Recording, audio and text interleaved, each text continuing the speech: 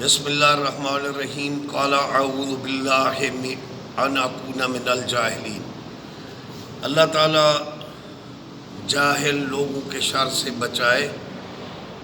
جہالت کی باتیں امیر المومنین و امام المتقین امام المشارق والمغارب سیدنا علی ابن ابی طالب کی شہادت 21 رمضان اور پھر بعد میں امام حسن پاک کی تاج پوشی ہوئی۔ 21 رمضان کو مولا علی کے لیے ختم شریف پڑھا جائے گا، ان کے اصال ثواب کے لیے خیرات ہوگی، ان کی تعلیمات کو اجاگر کیا جائے گا۔ لیکن 21 رمضان کو تاج پوشی امام حسن کا جشن منانا سراپا جہالت ہے۔ اور اسی طرح کسی صحابی کے یوم شہادت 18 ذی الحج سیدنا عثمان غنی کی شہادت ہو یا حضرت ابوبکر کا یوم وصال ہو، کوئی جشن منانا یہ جہالت ہوگی۔ اور یکم محرم کو فاروق اعظم کی بھی شہادت ہے، اب کوئی جشن منا کر دکھائے، یہ جاہل لوگ ہیں۔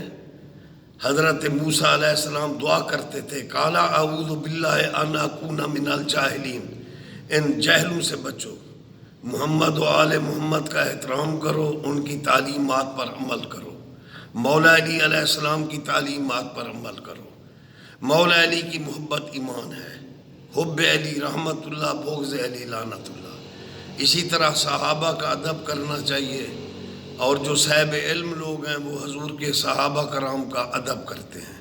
اور حضور نے فرمایا اللہ اللہ فی اصحابی، اللہ سے ڈرنا، میرے صحابہ کا ادب کرنا۔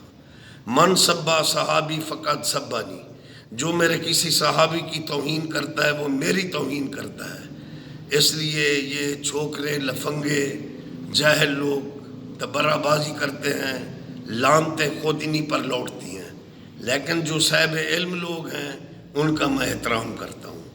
الصلاۃ والسلام علیکہ سیدی یا رسول اللہ وعلی آلک و صحابک یا حبیب اللہ صلی اللہ علیہ وسلم۔ اللہ اللہ اللہ حق